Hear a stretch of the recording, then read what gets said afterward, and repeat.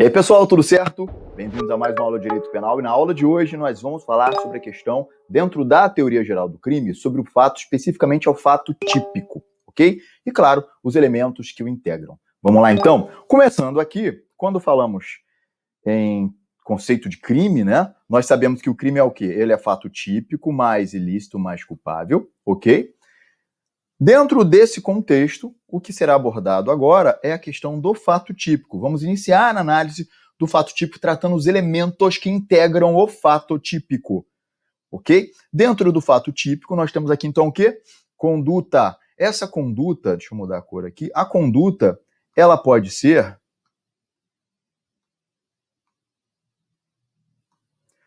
Quando falamos em conduta, nós temos aqui o quê? Um comportamento positivo ou negativo do indivíduo, né? E essa conduta ela vai desaguar aqui em duas possibilidades, nos crimes praticados por ação e os crimes praticados por omissão, ok? Então nós temos aqui, ó, crimes praticados por ação, são chamados crimes comissivos, lembrando que a grande maioria dos crimes previstos no Código Penal e nas leis especiais são crimes praticados através de ação, são crimes comissivos. Posso pegar aqui, por exemplo, um homicídio, uma lesão corporal, um furto, um roubo, uma extorsão. São todos crimes praticados, um tráfico, todos praticados através de um comportamento positivo do indivíduo, ok? Então, eu não vou entrar muito aqui agora, porque a questão dos crimes comissivos são analisados na parte especial do Código Penal, quando falamos efetivamente dos crimes em espécie, beleza? Vamos falar aqui agora de uma outra questão que eu quero trazer, que são os crimes omissivos, né? Ou seja, a conduta como gênero,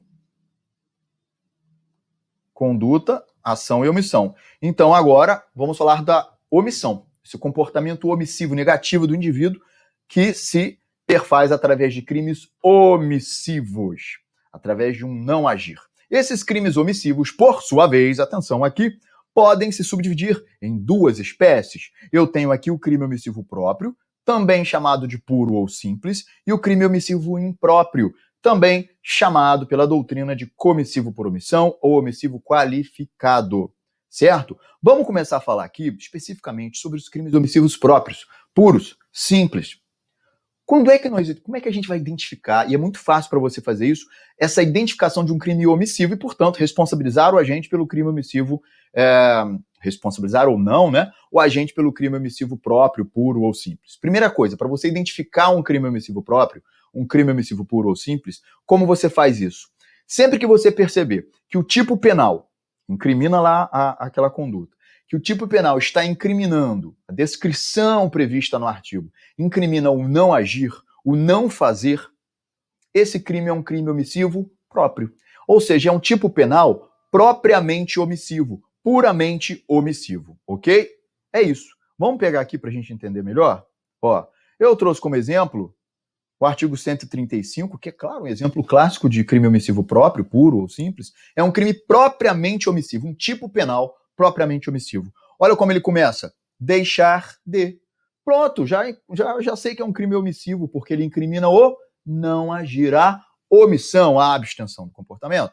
Então, deixar de prestar assistência quando possível fazê-lo sem risco pessoal, a criança abandonada, extraviado, a pessoa inválida ou ferida, e por aí vai. Esse tipo penal, portanto, ele incrimina o não agir. Então, é um tipo penal voltado para qualquer pessoa que se omita no seu dever geral de solidariedade, que todos nós devemos ter no nosso dia a dia. A gente tem que ter esse dever de solidariedade, não é isso? Prestar ajuda, quando possível fazê-lo, sem nos colocarmos em risco pessoal, prestar ajuda ao outro. Quando a gente podendo fazer, a gente se omite, nós vamos incidir no artigo 135 do Código Penal.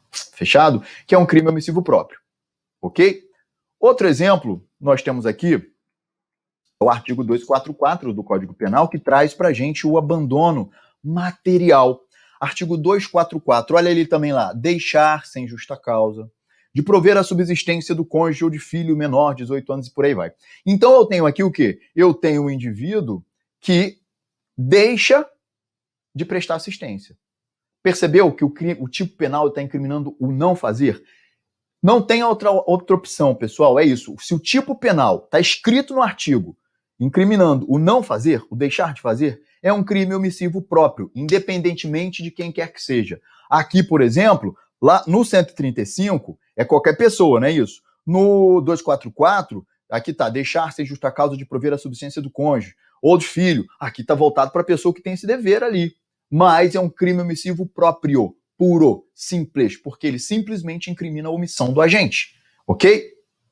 Outro exemplo, abandono intelectual, artigo 246 do Código Penal. Deixar sem justa causa de prover a instrução primária de filho em idade escolar. Detenção de 15 dias ao mês ou multa, certo? Então nós temos aqui a questão do abandono intelectual, que é uma coisa bem discutida ainda hoje em dia com relação à questão do homeschooling, né, da possibilidade de estudar em casa.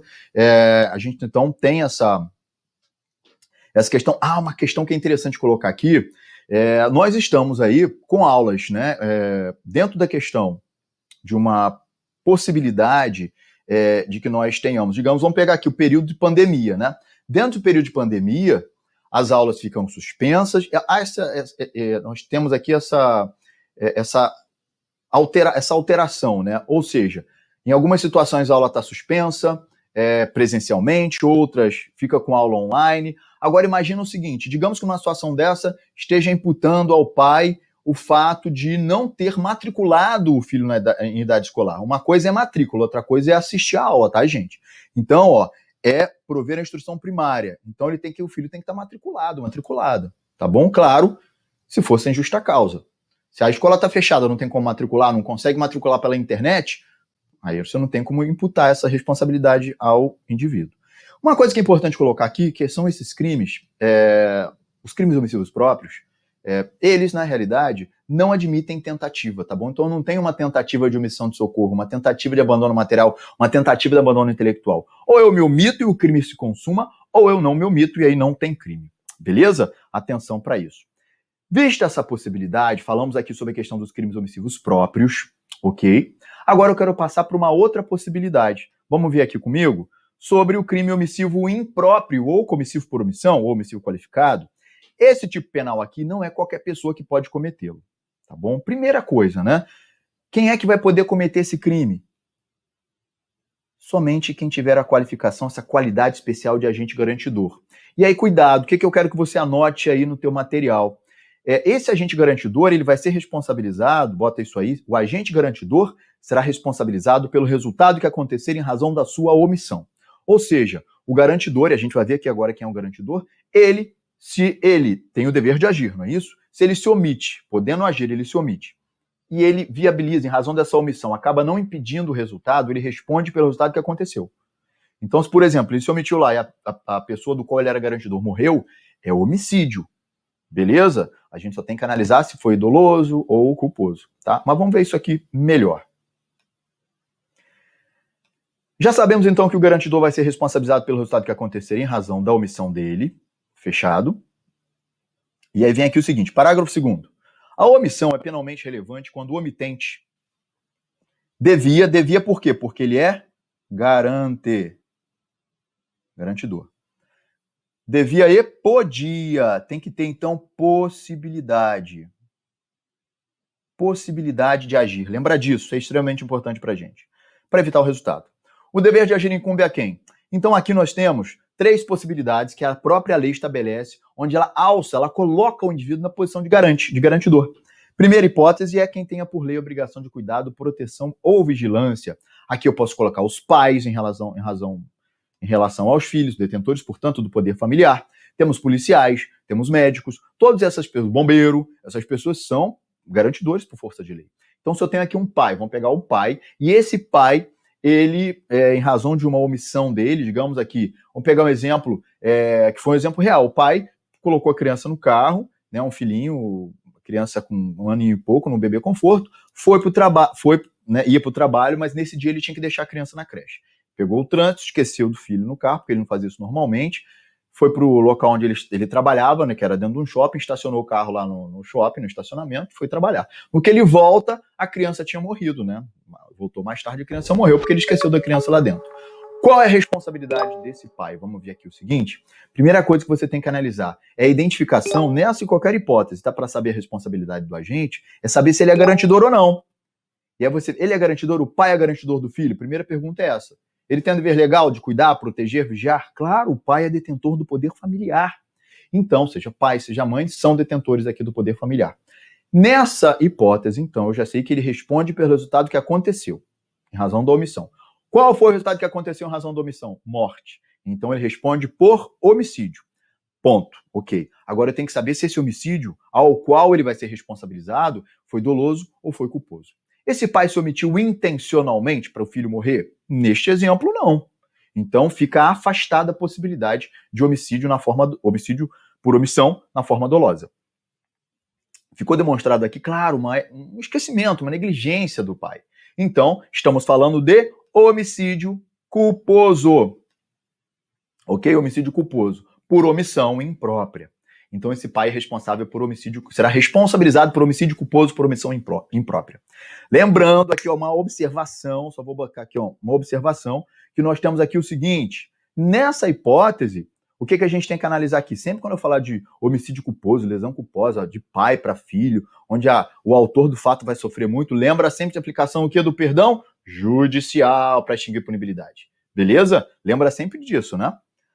Agora, vimos aqui a questão do garantidor. Agora, outra possibilidade. Vai ser garantidor também quem de outra forma assumiu a responsabilidade de impedir o resultado. Aqui, gente, eu vou botar pessoas que não são responsáveis em razão de obrigação legal, mas sim elas assumiram essa posição, seja por um contrato, seja verbalmente. Então, por exemplo, se você está numa hipótese, uma babá, por exemplo, um guia turístico, um guarda-vidas de piscina, todos são garantidores por força de uma relação obrigacional. Eles se colocaram nisso, não por força de lei. Certo? Então, se eu tenho lá o guarda-vida de piscina, que ele está lá na piscina, e aí uma hora ele desce para beber uma água e fica bebendo água de costas para a piscina. Nisso, uma criança vai lá, uma pessoa vai, se afoga e morre. Morre né, afogada. E aí, ele vai ser responsabilizado? Claro que vai. Ele estava ali, ele se omitiu, né? E ele era garantidor. Ok? Nesse exemplo, homicídio culposo por omissão imprópria. Certo? E se ele estivesse vendo a pessoa se afogar e deixado, quis que a pessoa morresse? Homicídio doloso por omissão imprópria. Agora, mais uma questão que foi já cobrada em prova. Imagina que esse garantidor, ele, que é o guarda-vida de piscinas, todo dia ele tem que abrir lá a piscina às 9 da manhã. Certo dia ele pegou um trânsito muito grande, chegou às 10h30 no clube e alguém já tinha feito a abertura dos portões e já tinham 2 pessoas mortas afogadas. E aí? Qual é a responsabilidade desse guarda-vidas de piscina? Nenhuma. Ué, Sandro, por quê? Justamente por isso, ó, olha aqui. A omissão é penalmente relevante. Quando é que a omissão vai ter importância aqui? Quando ele devia porque ele é garantidor, aqui ele era, ok, que ele era guarda-vida de piscinas, mas ele teria que poder agir. Ele podia agir? Não. Ele estava nem lá no local, ele estava no trânsito, ele chegou atrasado, então eu vou buscar a responsabilidade de quem efetivamente fez a abertura do portão, porque não é o guarda-vidas. Então atenta para isso, tá? A gente aqui, se o garantidor ele não puder fisicamente agir, outra questão que caiu na prova era uma situação dessa, do guarda-vidas de piscinas, e com o pai, né? O pai foi ao banheiro, nisso que ele estava no banheiro, ele viu pelo vitrô o filho se afogando. A porta do banheiro travou, ele não conseguia sair nem passar pelo vitrô, ninguém ouvia ele gritando nem nada. E o guarda-vidas de piscina de costas. A criança morre afogada. E aí, qual a responsabilidade dos dois? O guarda-vidas, garantidor, estava lá no local, podia agir, se omitiu, homicídio culposo por omissão imprópria. E o pai? O pai não responde por nada, comportamento atípico. Por quê? Apesar dele ser garantidor, ele não podia fisicamente ter agido naquele momento porque ele estava trancado no banheiro com a porta emperrada. E aí eu retiro a responsabilidade desse pai. Fechado? Então atenção para isso, que isso é extremamente importante. Para fim de responsabilização aqui, enfim, identificação na nossa prova. E por fim vai ser garantidor também aquele indivíduo que com seu comportamento anterior criou o risco da ocorrência do resultado. Aqui é aquela pessoa que cria uma situação de risco e depois se omite. Né? Então imagina aqui, digamos que eu vou em certo local, eu estou em certo local, e aí comprei um veneno lá para aquele chumbinho de rato, encontro uma conhecida minha, essa pessoa, né, eu vou na casa dela, tá tendo uma festa lá infantil, preparando uma festa infantil, o que eu faço? Sento, tiro o veneno do bolso, boto em cima da mesinha de centro na sala, tô conversando ali, a gente levanta e vai para a cozinha e eu esqueço do que eu tinha tirado o veneno, deixo ele ali. Nisso, uma criança vem, ou né, o próprio aniversariante, pega lá o chumbinho, bota na boca e pá, morre. E aí? Como é que fica essa responsabilidade, gente?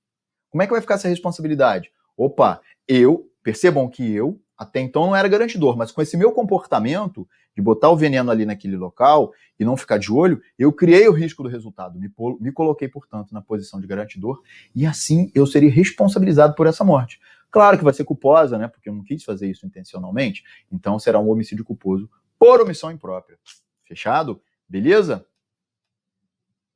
Então, ó, só recapitulando, garantidor, e você, isso é fácil, vai estar no teu código, você vai olhar o 13, parágrafo 2º, marca ele, que é bem, né, extremamente importante.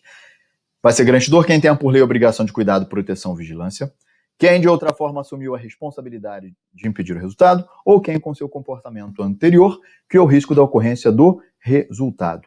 Por fim, esse crime que nós estamos analisando, a figura do garantidor, né, o crime omissivo impróprio, ele admite tentativa?